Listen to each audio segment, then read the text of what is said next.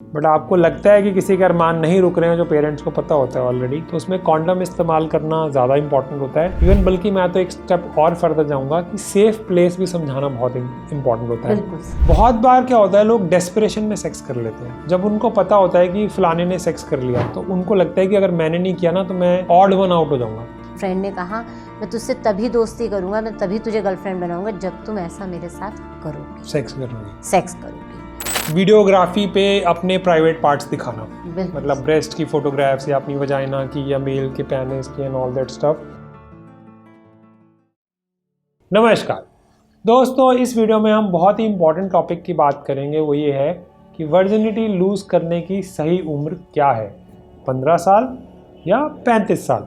मैं 15 साल क्यों बोल रहा हूँ, बिकॉज रणबीर कपूर जी की अगर आप सोशल मीडिया रिपोर्ट्स देखें तो ये माना जाता है कि उन्होंने 15 साल में ही अपनी वर्जिनिटी लूज़ कर दी थी। और आजकल के समय में जो लोग हैं वो शादियां 25 से 30 साल के में करते हैं और कुछ लोग 32-35 साल के भी हो जाते हैं शादी करने तक, और वो तब तक भी वर्जिन होते हैं। अब मज़े की बात क्या है कि जो लोग 15 साल में लूज़ करते हैं उनको लूज़ करेक्टर बोल दिया जाता है, और जो 32-35 साल तक भी अपनी वर्जिनिटी लूज़ नहीं करते लोग उनका भी मजाक उड़ाते हैं। अब ये तो विरोधाभास हो गया, एक तरह से पैराडॉक्स। तो सही चीज़ क्या है? सही चीज़ दोस्तों ये है कि वर्जिनिटी लूज़ करना एक एज फैक्टर नहीं है, दो एज भी इसमें एक इम्पॉर्टेंट फैक्टर है। क्यों है? वो है लीगल आस्पेक्ट। जैसे इंडिया में 18 ईयर्स की एज होनी चाहिए। उसका रीज़न क्या है कि मान लीजिए कोई लड़का या लड़की है 19 साल का और उनका जो पार्टनर है लड़का या लड़की वो है 16 या 17 साल का या साल की, तो उससे नुकसान ये होगा कि अगर कुछ गड़बड़ हो जाती है और बात लीगल एंगल तक पहुंच जाती है तो जिसकी उम्र 19 साल है या 18 साल से ज़्यादा है उसको लॉ जो है दूसरे एंगल से देखेगा, बल्कि जिसकी उम्र 18 साल से नीचे है। तो इसका एक लीगल एंगल भी है। इसके अलावा इसका सोशल एंगल भी है। सोशल एंगल है सोसाइटी या कल्चर क्या कहता है। सोसाइटी या कल्चर कहता है, आइडियलिस्टिक बातें करता है। वो ये कहता है कि जब तक आपकी शादी नहीं होती है आपको अपनी वर्जिनिटी को लूज़ नहीं करना चाहिए। बट इसका एक इमोशनल और मेंटल एंगल भी है कि क्या आपको समझ है कि जिस चीज़ बंदे को आप चूज़ करने जा रहे हैं वो इमोशनली और मेंटली मैच्योर है? क्या आप खुद इमोशनली और मेंटली मैच्योर हैं? आपके क्या आइडियल्स हैं या क्या प्रिंसिपल्स हैं? क्या आप जेन्युइनली ये चाहते हैं कि मैं तब लूज़ करूँ अपनी वर्जिनिटी जब मेरी शादी हो जाए, या आपको लगता है कि मज़े ले लो, बात का तो पता नहीं? जो भी आप सोचें वो सही, बट सोच समझ के ऐसा करना चाहिए। मैंने बात की थी रणबीर कपूर जी की, उसी तरह मैं बात करता हूँ पूजा भट्ट की। पूजा भट्ट, मैं 48 का हूँ I think so, Pooja Bhatt 50 या 52 समथिंग की होंगी। जब उनका 18th बर्थडे था तो उन्होंने काफ़ी एक स्ट्राइकिंग सा इंसिडेंट किया था। वो ये था कि उन्होंने अपने बर्थडे पार्टी में सिर्फ पैंटी पहनी थी और बॉडी को पेंट कराया था। तो ऐसा लग रहा था उन्होंने ड्रेस पहनी है, बट वो ड्रेस नहीं थी, सिर्फ पेंट था। और वो फोटोग्राफ काफ़ी मशहूर हुई थी, अगर आप अभी भी गूगल करेंगे तो आपको मिल जाएगी। बट उसमें एक और इम्पॉर्टेंट चीज़ थी, उन्होंने एक स्टेटमेंट दी थी कि मेरे फादर ने, जो महेश भट्ट जी हैं, कहा है कि आप जो मर्जी करो बट प्रेग्नेंट मत होना। मैंने कहा वाह क्या बाप है, काश मेरा भी ऐसा बाप होता। मेरे पिताजी तो खैर ऐसे नहीं थे, अब तो मैं खुद टीनेजर्स का फादर हूँ। एनीवे, कहने का मतलब ये है कि इसके बहुत सारे एस्पेक्ट्स हैं और इसका एक ख़तरनाक एस्पेक्ट भी है जो मैंने विटनेस किया था जब मैं खुद 17 साल का था। तो हुआ ये था कि मेरा एक दोस्त जहाँ रहता था उसने मुझे एक किस्सा सुनाया जिसको सुन के मुझे काफ़ी दुख भी हुआ। एक लड़की ने, जो उसका बॉयफ्रेंड था, उसके साथ सेक्स किया और वो 16-17 साल की रही होगी, और उस लड़के ने उस लड़की के बारे में अपने सारे दोस्तों को बता दिया। फिर एक एक करके 5 दोस्तों ने उस लड़की के साथ सेक्स किया, उसे इमोशनली ब्लैकमेल करके। ये खबर कभी मीडिया में तो नहीं आई, जैसे दिल्ली रेप केस और ये सब चीज़ें तो मीडिया में आ जाती हैं, बट एक सच्ची इंसिडेंट है जो मेरी रियल लाइफ टाइम में हुआ था और इसने मुझे हिला के रख दिया था। तो कहने का मतलब ये है कि वर्जिनिटी लूज़ करना सुनने में बहुत सेक्सी और इन्जॉयबल लगता है, बट इसके लिए जो आपको डिसीज़न है बहुत ही मैच्योरली लेना होगा, मेंटली मैच्योरिटी के बेसिस पे भी और इमोशनली मैच्योरिटी के बेसिस पे भी। और इसमें एक इंटरेस्टिंग चीज़ है जो काफ़ी लोगों को शायद आइडिया नहीं होगा, उसको बोलते हैं एसेक्सुअलिटी। एसेक्सुअलिटी लगभग 1% लोगों में प्रेजेंट होती है।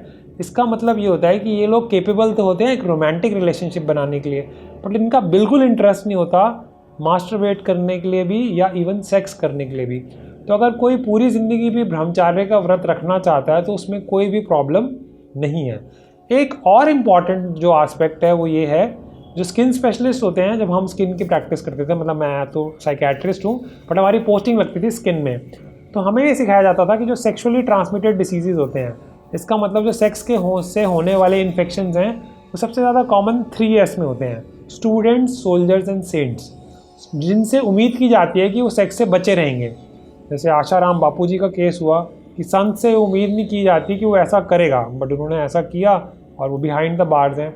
सोल्जर्स के साथ भी ऐसा माना जाता है कि the way the army moves, जैसे यूक्रेन या रशिया का वॉर हो रहा है, तो साथ में रेप और इस तरह की एट्रॉसिटीज़ भी होती हैं।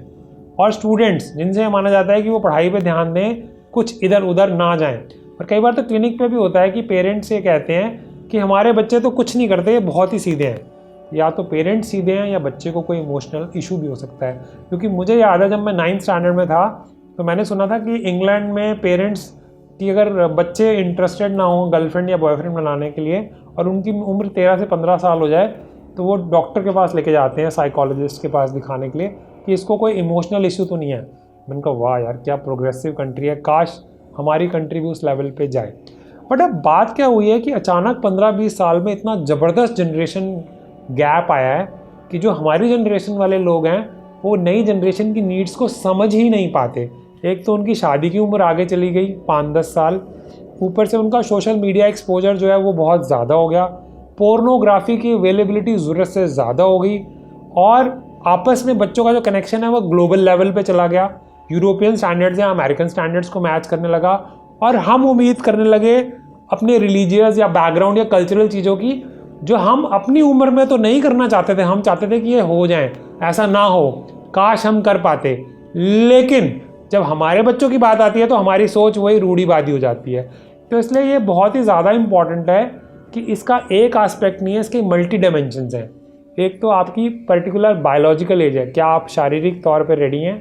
एक लीगल एंगल है जो मैंने आपके साथ डिस्कस किया। उसके अलावा इसका इमोशनल एंगल है, जो मैंने आपको एक लड़की का एग्जांपल दिया कि इमोशनली भी आपको इंटेलिजेंट होना चाहिए कि आप जिस पार्टनर को चूज़ कर रहे हैं वो सही भी है या नहीं। और मेंटली, क्योंकि कई बार ऐसा होता है, ऐसा करने के बाद गिल्ट फीलिंग्स आती हैं, रिग्रेट होती है, डिप्रेशन होता है, और वो जो स्कार है पूरी ज़िंदगी भी रह सकता है।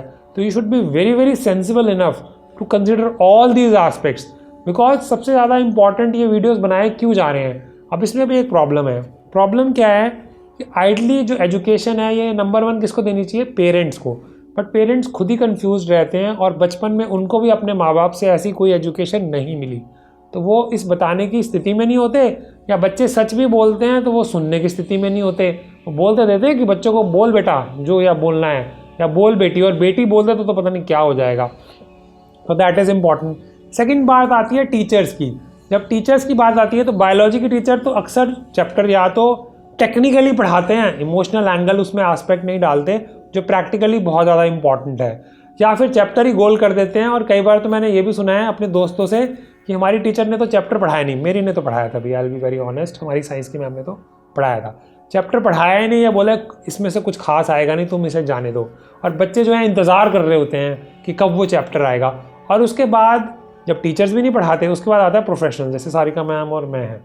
अब हम जो प्रोफेशनल हैं, हमारा जो एस्पेक्ट है उसमें क्या है कि हमें ये मौका ही नहीं मिलता कि हम सिखा पाएँ। बट अब सोशल मीडिया की तरफ से हमें मौका मिल रहा है तो हम डेफिनेटली वीडियोस बनाएंगे। बट इसमें एक और इम्पॉर्टेंट एंगल है कि अगर मान लीजिए इन वीडियोस को देख के एक 13 या 15 साल का बच्चा हमसे कोई जानकारी मांगना चाहता है, तो लीगली हम ये जानकारी उसे तब तक नहीं दे सकते 1 to 1 जब तक उसके पेरेंट्स उसके साथ ना हो या उसकी उम्र 18 साल से ज़्यादा हो। So that is also very important. फिर बचता क्या है, पोर्नोग्राफी। पोर्नोग्राफी ना चाहते हुए भी दुनिया का नंबर 1 यूज्ड सेक्सुअल एजुकेशन का मेथड है, जो कि वर्स्ट मेथड है, क्योंकि उसमें जो चीज़ें दिखाई जाती हैं वो अनरियलिस्टिक होती हैं, गलत होती हैं, कैमरा फ्रेंडली होती हैं, और इसके बावजूद भी हर कोई इसको कंज्यूम करता है, खास करके लड़के कंपेयर टू लड़कियां, बिकॉज लड़कों को विजुअल स्टिमुलस ज़्यादा अच्छा लगता है, विजुअल मतलब देखना, और लड़कियों को इमोशनल या रोमांटिक एस्पेक्ट ज़्यादा पसंद होता है। तो इसके बहुत सारे एंगल्स हैं जिसको हमें ध्यान में रखना पड़ेगा, और इसका कोई भी सीधा सरल आंसर नहीं है। यह आपकी अपनी मॉरल वैल्यूज़, आपकी अपनी सोशल वैल्यूज़, आपके अपने फंडे और सिचुएशन पर डिपेंड करता है कि आप क्या करना चाहते हैं। बट मोस्ट इम्पॉर्टेंट ये है कि आपका डिसीजन जो है वो इन्फॉर्म्ड हो, आपने उसको सोचा समझा हो, उसके बाद आप डिसाइड करेंगे तो कहीं बेटर रहेगा। रादर देन कि आपने देखा कि उसने वर्जिनिटी लूज़ कर दी। जैसे अक्सर ये होता है कि 8th क्लास में आते आते लोग सुट्टा मारने लगते हैं, 9वीं 10वीं तक गांजा भी फूकने लगते हैं। अब तो अनफॉर्चुनेटली लोग स्मैक भी लेने लग पड़े हैं जब तक वो अभी अपनी 12वीं भी पूरे नहीं करते। और इंटरेस्टिंगली तो मैंने ये देखा इवन गर्ल्स का भी, मतलब जैसे देश तरक्की करता है ना, तो बोलते हैं कि सिटी की तरक्की का कैसे पता लगता है, जब उसमें पोल्यूशन बढ़ जाता है। पोल्यूशन बढ़ गया, गाड़ियाँ आ गई हैं, फैक्ट्रियाँ लग गई हैं। उसी तरह क्या हो गया है कि प्रोग्रेस के साथ क्या हो गया है, स्मोकिंग ड्रिंकिंग जो लड़कियों में पहले कम होती थी बिकॉज ऑफ स्टिग्मा, अब वो भी बढ़ गई है। तो उसी तरह स्मैक और ये सब भी बढ़ गया है, सेक्सुअलिटी भी बढ़ गई है, सारे एंगल बढ़ गए हैं। तो दैट इज़ इम्पॉर्टेंट कि इंफॉर्मेशन सही हो। और रिसर्च ये कहती है कि अगर बच्चों को सेक्सुअल एजुकेशन दी जाएगी, उन्हें ये सब बताया जाएगा, ऐसा नहीं है कि इससे ज़्यादा सेक्स करने लगेंगे कि ये वीडियो किसी ने देख लिया कि वर्जिनिटी कब लूज़ करनी है और वो हो जाएगा तड़क भड़क और अब तो आज ही कर देना, ऐसा कुछ नहीं होता। रिसर्च के हिसाब से इंफॉर्मेशन से इन्फेक्शन के रेट कम होते हैं, कॉन्डम का यूज़ बढ़ता है और इवन एज भी थोड़ी डीले हो जाती है कि वो जो क्रियोसिटी है, वो जो उतावलापन है, वो जो है या कामुकता है वो कम हो जाती है। तो ये मेरी तरफ से था। सारिका मैम, आप कुछ पूछना चाहती हैं, ऐड करना चाहती हैं तो? जैसे सर आपने बताया, अभी इतनी इन्फॉर्मेशन दी, इसमें कई प्रश्न होते हैं पेरेंट्स के आकर कि क्या सही उम्र है। और हमारे बच्चे हैं, जैसे एक बहुत सामान्य सा प्रश्न होता है, मेरा बच्चा या मेरी बच्ची ऐसी नहीं है, इसकी सहेली ने और इसके दोस्त ने इसको बिगाड़ दिया, तो ऐसा हो गया, या ये ऐसी बातें करने लगा या करने लगी। तो आप सर ये बताइए कि जैसे सोशल मीडिया में बड़े बड़े हीरो हीरोइंस अपने पर्सनल व्यूज़ शेयर करते हैं, अपनी वर्जिनिटी के बारे में बताते हैं, सब चीज़ें करते हैं, तो बच्चे उससे बहुत इम्प्रेस होते हैं।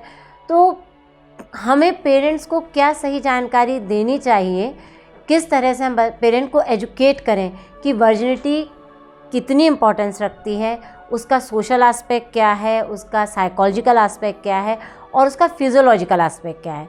तो ये मैं आपसे जानना चाहूँगी। वैसे तो आप बता चुके हैं काफ़ी। हम ये काफ़ी इम्पॉर्टेंट प्रश्न है।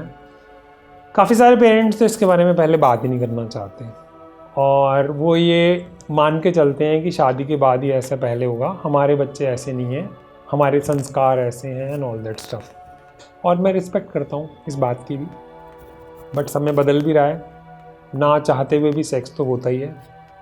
तो इम्पॉर्टेंट है कि हम इस बारे में खुल के अपने बच्चों से बात करें। अब जैसा कि मैंने कहा कि पेरेंट्स खुद ही कंफ्यूज होते हैं, जैसे हम लोग आपसे भी पूछते हैं, मुझसे भी पूछते हैं। अब इसमें क्या होता है कि कई बार बच्चे बागी हो जाते हैं, मतलब अनफॉर्चुनेटली कुछ चीज़ें शेयर करते हैं हम लोग। आपके जो केसेस होंगे आप बताइएगा। जैसे आपने और मैंने एक कॉमन केस देखा था जिसमें लड़की ने अपना सेक्स करते हुए अपने बॉयफ्रेंड के साथ वीडियो बनाया था। बिल्कुल।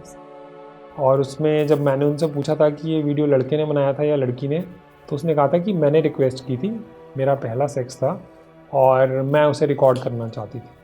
और उसने वीडियो उसको संभाल के रखा था। जैसा कि स्कूल्स में होता है, बैग चेक होता है। हमारे टाइम दारू की बोतलें मिलती थी या ब्लू फिल्म्स की कैसेट्स मिलती थी, अब फ़ोन मिलते हैं। और वो फ़ोन उसकी प्रिंसिपल ने क्या पकड़ लिया, टीचर ने फिर प्रिंसिपल को दे दिया। और 3 दिन से वो फ़ोन प्रिंसिपल के साथ ही था, पास ही था। बल्कि मुझे तो टेंशन हो गई थी कि सबसे पहले तो आप फ़ोन लो। और वो जो शर्मिंदगी माँ बाप को उठानी पड़ रही थी, और उसके पिताजी भी रो रहे थे, माताजी भी रो रही थी।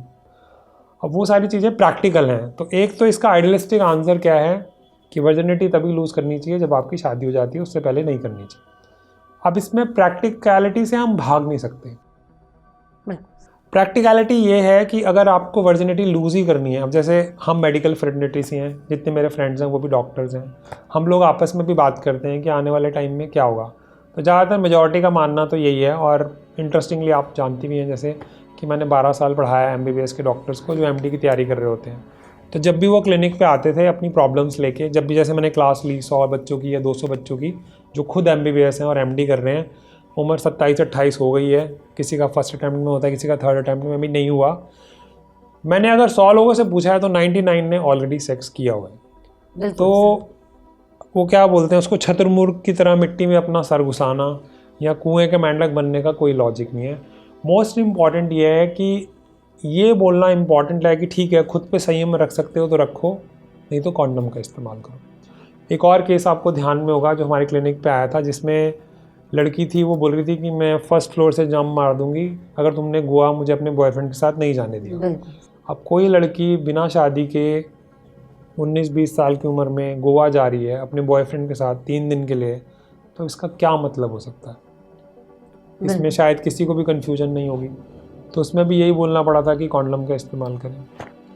एक और पेरेंट आए थे तो बोल रहे थे कि शाम को ये अपने बॉयफ्रेंड के साथ जा रही है और बोल रही है मैं लेट नाइट आऊँगी, तो मैं क्या करूँ, कोई ऐसी दवाई दे दो जो हम इसके खाने में मिला के दे दें ताकि ये सो ही जाए। अब भाई उस दिन तो सो जाएगी, कितने दिन सुलाएंगे? तो ये वो चीज़ें हैं जो पेरेंट्स भी अनकंफर्टेबल होते हैं। बच्चे कई बार रिबिलियस हो जाते हैं जो खुल के बात कर रहे हैं, और कई रिबिलियस नहीं होते लेकिन वो सब कर जाते हैं जो करना चाहिए या नहीं करना चाहिए, इसका कोई परफेक्ट आंसर नहीं है।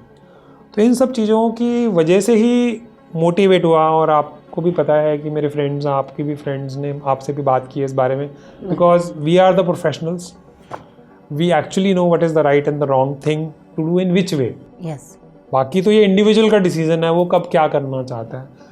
असल में प्रोटेक्शन 2 रीज़न से इम्पॉर्टेंट है, और ख़ासकर फीमेल्स के लिए।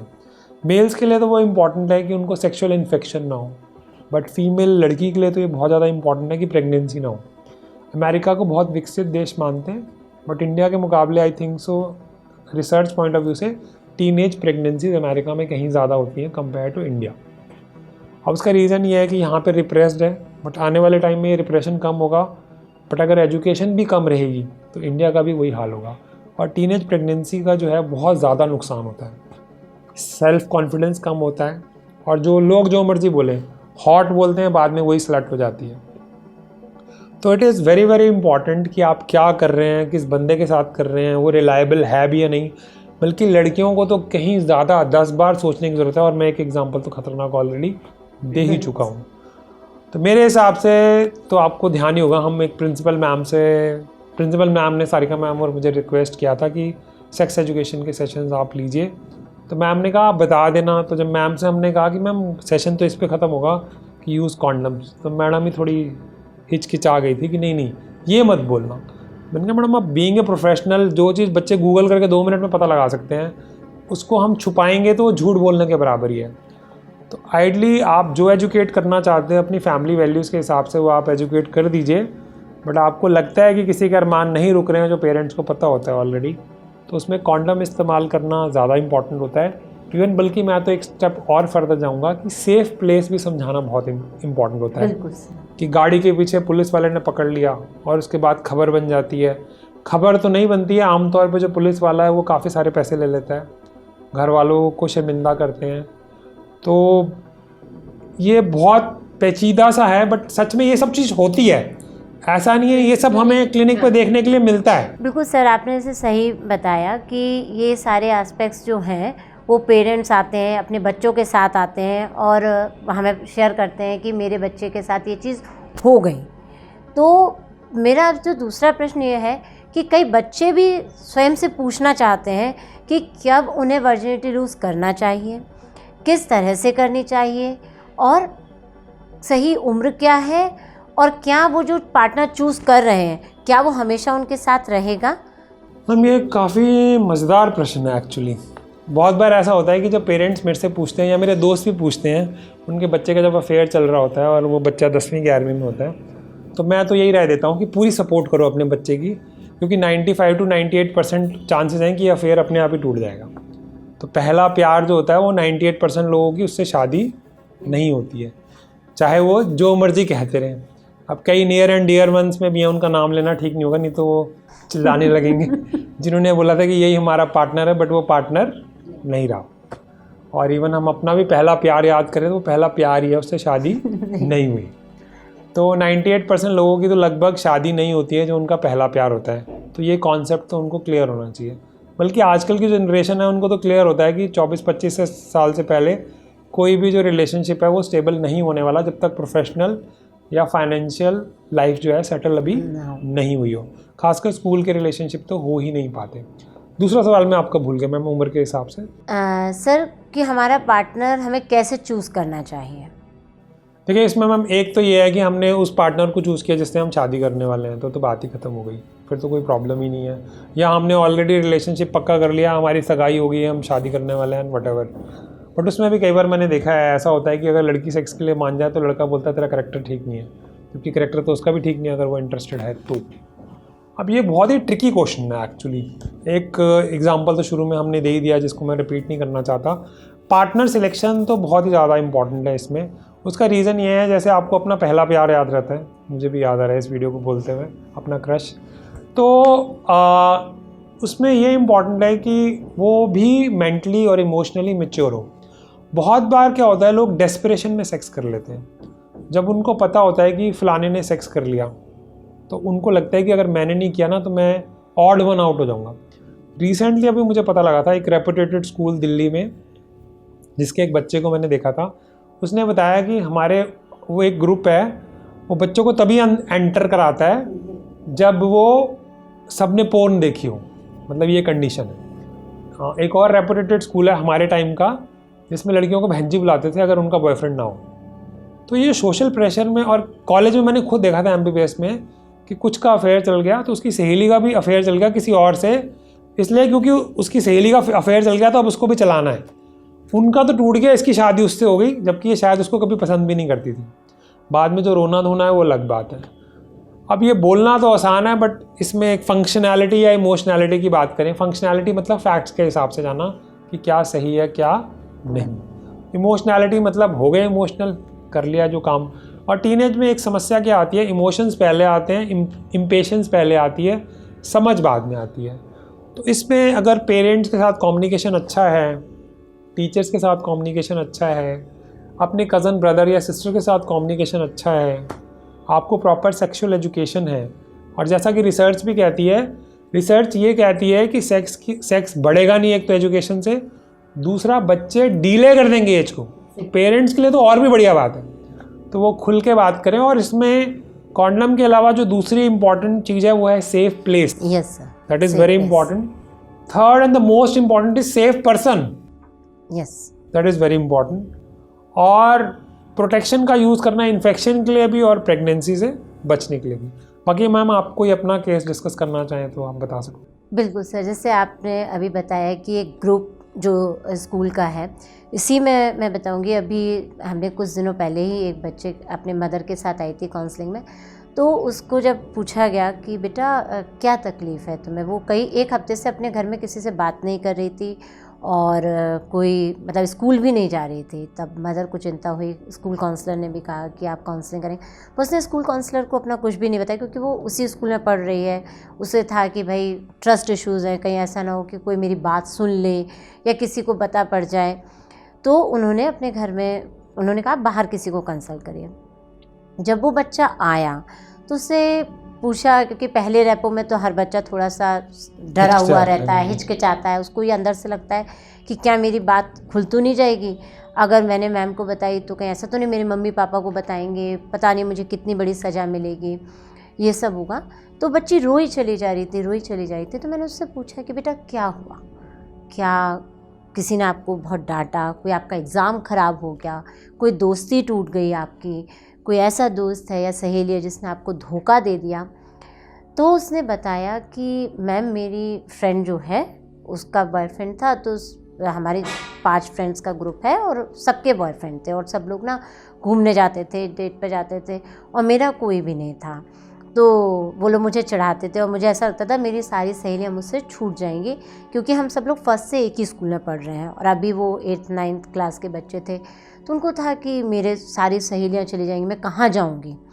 तो उसने अपनी क्लास के एक दोस्त जो उसकी फ्रेंड थी उसके ही बॉयफ्रेंड के फ्रेंड से दोस्ती कर ली और उन्होंने कहा कि ठीक है हम तेरी दोस्ती करा देते हैं, तू चल। वो गई, जाके उस बच्चे के साथ उसके रिलेशनशिप डेवलप हुआ और उस बच्चे ने उसको बोला कि देख तू किसी को बताना नहीं। वो काफ़ी डर गई, तो उसने सोचा कि क्यों नहीं बताना या क्या चीज़ थी। उसने अपनी फ्रेंड को पूछा या कुछ थोड़ा थोड़ा बताया, तो मालूम पड़ा कि उस बच्चे की जो उसका साथ में जिस लड़की के साथ लड़का गया था उसकी ऑलरेडी एक गर्लफ्रेंड थी। अच्छा, ओके। तो जब उसको सारी सच्चाई मालूम पड़ी और वो काफ़ी डिप्रेस रही और बहुत रोई करी, और मैंने पूछा कि बेटा क्या आपका कोई सेक्सुअल रिलेशनशिप भी हुआ है? उसने कहा हाँ। तो मैंने कहा क्यों, ऐसा क्या किसी ने प्रेशर दिया था या आपको कोई इच्छा थी? तो उसने कहा नहीं, फ्रेंड ने कहा मैं तुझसे तभी दोस्ती करूँगा, मैं तभी तुझे गर्लफ्रेंड बनाऊँगा जब तुम ऐसा मेरे साथ करोगी, सेक्स करोगी। तो जब बोला तो फिर ये कंडीशन थी, और मुझे तो था कि मेरी फ्रेंड ने तो इसको बनवाया है और सारी मेरे फ्रेंड्स के भी बॉयफ्रेंड हैं तो वो भी ऐसा करती होंगी। अब लैक ऑफ इन्फॉर्मेशन थी और साथ में एक पीयर प्रेशर था, तो यहाँ उस बच्चे ने दोनों तरफ से उसको नुकसान हुआ कि वो इमोशनली बहुत डिस्टर्ब रही, साथ में उसका जो ड्रीम था कि मैं अपने बॉयफ्रेंड के साथ ऐसा रिलेशनशिप रखूँगी अगर फ्यूचर में, तो वहाँ भी उसका ट्रस्ट ब्रेक हुआ। तो इसी तरीके से अगर बच्चों को इन्फॉर्मेशन उनके पेरेंट्स दें तो ये लगता है कि ज़्यादा बेहतर होगा कि उन्हें अपने पीयर प्रेशर को फिर महसूस नहीं होगा। मैंने उनकी मदर को फिर समझाया कि आप जो आने जाने पर क्या रोक टोक लगाते हैं, उन्होंने कहा नहीं रोक टोक नहीं लगाते, पर हम इसको बार बार कहते हैं कि बॉयफ्रेंड मत बनाना, बॉयफ्रेंड मत बनाना, तो अब ये गलत हो गया। तो दोनों पेरेंट्स की भी काउंसलिंग हुई, बच्चे की भी काउंसलिंग हुई, तो बाद में म्यूचुअल कंसर्न पर हमने बात करी कि किस तरह से हमें बच्चे को अपने आगे फ्यूचर के लिए बिल्ड करना है। ऐसा ना हो कि उसकी बच्चे की इमोशनल जो ब्रेकडाउन हुआ है वो आगे तक उसकी पढ़ाई में या उसके फ्यूचर में तकलीफ थे। इसमें हम कई बार ऐसा भी होता है ना, जैसे आपने और मैंने तो देखा भी है कि अगर पेरेंट्स का रिलेशनशिप बच्चे के साथ बहुत अच्छा नहीं होता तो उनमें सेक्सुअलिटी या वर्जिनिटी जल्दी लूज हो जाती है, बिल्कुल कंपेयर्ड जहाँ पे डिसफंक्शनल फैमिलीज नहीं होती हैं, जहाँ डाइवोर्स होता है, माँ बाप की आपस में नहीं बनती, उनके अपना एक्स्ट्रा मैरिटल अफेयर्स होते हैं। वहाँ पे यूजली ये चीज़ें ज़्यादा होती हैं कि प्यार अगर घर में नहीं मिल रहा है तो वो सोचते हैं, खासकर फीमेल्स के मामले में ऐसा ज़्यादा होता है कि वो इमोशनली उनका मन नहीं कर रहा होता सेक्स करने का उतना जितना लड़कों का करता है। डेफिनेटली बायोलॉजिकली भी ये सच है और रियलिस्टिकली भी। तो वो कई बार सिर्फ अपने दोस्त को खुश करने के लिए रेडी हो जाती है, बिल्कुल, और कई ऐसे काम करने के लिए भी रेडी हो जाती हैं जो कैमरे पे कहना फिलहाल ठीक नहीं होगा, ओरल सेक्स या बाकी चीज़ें जो उनको बिल्कुल अच्छा नहीं लगता, उल्टी का मन करता है, क्योंकि उन्होंने मूवीज़ में देखा है, उससे इन्फ्लुएंस हो गए हैं, पोर्नोग्राफी देखी है। इवन जो खुद पोर्न स्टार्स होती हैं उनके अगर आप वीडियोस देखेंगे तो उनको पता लगेगा कितने ऑफुल या कितनी ऑकवर्ड सिचुएशंस होती हैं उनकी। मैम इसमें एक पॉइंट मैं और ऐड करना चाहूँगा, अगर आपके पास कोई और केस होगा तो आप प्लीज़ ज़रूर बताइएगा।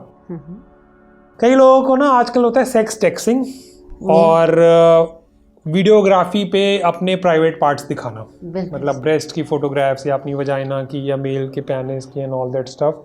और खासकर लड़के रिक्वेस्ट करते हैं लड़कियों की फ़ोटो की, और इवन उस पर इमोशनली ब्लैकमेल और ये सब ड्रामा भी होता है। एक ब्लैकमेल का एग्जांपल तो हम ऑलरेडी दे ही चुके हैं, बल्कि इस वीडियोस को रेडी करने से पहले सेक्स एजुकेशन के सीरीज़ जो नेटफ्लिक्स पे है मैंने वो देखी, बट हाँ उसको देख के मुझे लगा वो काफ़ी एडवांस है, मतलब उतना एडवांस तो हमारा देश अभी नहीं हुआ है। उस एजुकेशन की ज़रूरत तो है, बट रिलेशनशिप जहाँ उस जिस लेवल पे वहाँ दिखाए गए थे हमारा देश वहाँ नहीं है। तो मोस्ट इम्पॉर्टेंट क्या है, उसमें भी ये इशू था कि किसी ने अपना बॉयफ्रेंड बनाया और अपने प्राइवेट, उसमें क्या होता है वो उस टाइम उमंगे तरंगे इतनी ज़्यादा होती हैं, तो जैसे कोई वेट लॉस कर रहा है तो गुलाब जामुन जब सामने आ जाएगा फिर तो वो खा ही लेगा। उसको पहले से ही प्लानिंग करनी पड़ेगी कि मुझे उस पार्टी में नहीं जाना जहाँ गुलाब जामुन है। ऐसे कई बार क्या होता है, एक लड़की ने मेरे से बात की कि सर मुझे ना डांस बहुत पसंद है और मेरे बच्चे ना मेरे पेरेंट्स ना मुझे काउंटी में नहीं जाने देते, या काउंटी में तो चलो जाने देना चाहिए जो स्कूल की पार्टी होती है, कि ना मुझे वो डांस क्लब्स में जाके डांस करना है। अब डांस ही करना है, अब ये तो वो वाली बात होगी कि आप दारू की दुकान पे जाके दूध मांगेंगे, अब ऐसा तो नहीं होगा। वहाँ जाएंगे तो कुछ और भी होगा, ड्रिंक्स भी होंगे, सेक्सुअलिटी भी होगी और ये सब चीज़ें भी होंगी। अगर आपको सिर्फ डांस ही करना है तो आप सुबह जिम में जाके जुम्बा भी कर सकते हैं, वहाँ पे हेल्दी एटमॉस्फेयर भी होगा, टाइम भी होगा। तो आपकी प्रायोरिटीज़ क्लियर होनी चाहिए। अगर आप घुमा के चाह वो ही रहे हैं, बोल वो रहे हैं, तो एक अलग बात है। तो मैम आप कुछ ऐड कर दीजिएगा, मैं समराइज़ कर देता हूँ इसको। समराइज़ करने में हम ये कहना चाहेंगे, एक इसका लीगल आस्पेक्ट है जो 18 ईयर्स का है। Even despite being professionally qualified we cannot help a child who is not more than 18 years. अगर वो अकेला आता है तो 18 साल से ज़्यादा का होना चाहिए, और 18 साल से कम का है तो हम तभी मदद कर सकते हैं जब वो अपने माँ बाप के साथ आए या पेरेंट कंसेंट हो। और नहीं तो ये वीडियो देख के जो हमने जानकारी देनी थी अपनी तरफ से पूरी जानकारी दे दी है। एक तो एज है, दूसरा है इसका इमोशनल और मेंटली मैच्योर इनफ होना कि आप प्रिवेंशन के लिए कॉन्डम का इस्तेमाल करें, सेफ जगह का इस्तेमाल करें, सही पार्टनर का यूज़ कर रहा हूँ मैं, सही पार्टनर को चुने। और मोस्ट इम्पॉर्टेंट क्या है, आप ये भी समझें कि इसके कॉन्सिक्वेंसेस क्या हो सकते हैं। अगर आपने क्योंकि बहुत सारे जो यंग बच्चे होते हैं वो ये कहते हैं कि हमें ना मज़ा नहीं आता कॉन्डम यूज़ करके, तो उसकी वजह से क्या होगा, इन्फेक्शन के चांसेस बढ़ जाएंगे और वो कई बार सेक्स को बीच में रोक के इजैकुलेशन बाहर कर लेते हैं, बट वो सब नॉनसेंस होता है क्योंकि इवन 100% प्रोटेक्शन तो कॉन्डम से भी नहीं मिलती है। बट फिर भी अगर ठीक सही से यूज़ करना, क्योंकि कॉन्डम भी यूज़ करना नहीं आता तो वो भी फट जाता है कई बार लोगों का, तो सही तरह से कॉन्डम यूज़ करना भी आना चाहिए। तो एक तो इन्फेक्शन से भी बचेंगे और फीमेल्स के लिए तो बहुत ही ज़्यादा इंपॉर्टेंट है कि वो प्रेगनेंसी से भी बचेंगे। So these are the important aspect जो हम मैसेज देना चाहते थे। बाकी आपकी ज़िंदगी है, आप डिसाइड करेंगे, बट आप ये भी ध्यान रखिएगा कि आपके साथ और भी बहुत सारे लोगों की ज़िंदगी जुड़ी हुई है, तो उनके लिए भी कहीं ना कहीं हमारी रिस्पॉन्सिबिलिटी होती है। जैसे हमारी एज ए प्रोफेशनल रिस्पॉन्सिबिलिटी है कि ये जानकारी हमारे पास है और हिंदी में इतनी डिटेल में अवेलेबल नहीं है तो हम वीडियोस बनाएं, उसी तरह एज ए बच्चा या एज ए फैमिली आपकी भी उतनी ही जिम्मेवारी है। इवन पेरेंट्स की भी, चाहें या ना चाहें, उनकी भी जिम्मेवारी है कि वो अपनी रिस्पॉन्सिबिलिटी को निभाएं। स्कूल टीचर्स की भी जिम्मेवारी है, गवर्नमेंट सेटअप की भी जिम्मेवारी है कि इस कैरिकुलम को ऐड किया जाए आने वाले टाइम में, which is very very important. Because बच्चे चीख रहे हैं, चिल्ला रहे हैं कि वो ये जानना चाहते हैं, वो बात करना चाहते हैं, बट उनको समझ नहीं आता वो किससे बात करें, क्योंकि जब वो पेरेंट्स से बात करना शुरू करते हैं और पेरेंट्स की ही धरती हिल जाती है, तो वो बात ही नहीं हो पाती, कई बार तो पिटाई धुलाई भी हो जाती है। सो मेरी तरफ से तो मैम इतना ही, बाकी लास्ट कमेंट आप कुछ कहना चाहें तो। सर जैसे अभी हम लोग रिसेंटली एक स्कूल में गए थे, वहाँ पर हमने सेक्स एजुकेशन को लेके सेशंस लिए थे जिसमें क्लास 9 से लेके 12 तक के बच्चे थे। तो ये बच्चों के लिए एक मैसेज है कि वो एक फ्रीडम चाहते हैं, अपनी एक उनकी सेक्स डिज़ायर है, उनके लिए इन्फॉर्मेशंस चाहते हैं और उनकी अपनी उमंग है। वो कहते हैं क्यों, ये क्या बुरा है, विदेशों में भी ऐसा हो रहा है, अब तो हम बड़े हो गए हैं, हम जवान हैं, हम भी डिसीज़न ले सकते हैं। तो बिल्कुल लेना चाहिए, पर कोई भी आज़ादी जो है वो ऐसे नहीं होता कि उसकी कोई कीमत होती है। तो बच्चों को ये समझना चाहिए उनकी क्या रिस्पॉन्सिबिलिटी है, उनको अपना एक ट्रस्ट वर्दी अपना पार्टनर जो है उनका उसको चुने, साथ में घर में भी किसी से बात ज़रूर करें, क्योंकि माँ बाप से बात हो पाए नहीं हो पाए ज़रूरी नहीं है, हर पेरेंट इतने लिबरल नहीं होते, या वो होते भी हैं तो एक पेरेंट और एक बच्चे की थोड़ी सी लिमिटेशंस आ जाती हैं अभी भी। तो वहाँ हमें बच्चा जो है अपने सिस्टर से या फ्रेंड से या अपने टीचर से जहाँ भी कंफर्टेबल है पूरी जानकारी ले, और मैसेज वीडियो तो हम लोग बना ही रहे हैं कि वो और अच्छे से समझें और जानें कि जो आज़ादी को वो जीना चाहते हैं उसके साथ उनकी क्या घटना हो सकती है, दुर्घटना भी हो सकती है। तो फ्रेंड्स एंड बच्चों, आपको ये समझना होगा कि विद पावर कम्स रिस्पॉन्सिबिलिटी, जैसे कि सारिका मैम बात कर रही थी। तो जैसे हम पेस्ट्री खाएंगे तो हम मोटे भी हो जाएंगे, हमारे दांत भी ख़राब हो जाएंगे और बॉडी भी अच्छी नहीं रहेगी, बट अगर हम सेब खाएंगे जिसमें फाइबर्स भी होंगे, शुगर भी होगी, तो हमारी हेल्थ भी अच्छी होगी। उसी तरह अगर हम सेक्सुअलिटी के बारे में नॉलेज इकट्ठी करते हैं, उसके बारे में सोच समझ के डिसीज़न लेते हैं, और जो भी हम डिसाइड करते हैं शादी के बाद या शादी के पहले, वो आपका अपना डिसीज़न है। अपनी उम्र का ध्यान रखें, प्रोटेक्शन का ध्यान रखें, इन्फेक्शन और प्रेगनेंसी से बचें, और जिम्मेवार खुद बने और जिम्मेवार पार्टनर को चूज़ करें। इस नोट पे ही आज के लिए धन्यवाद।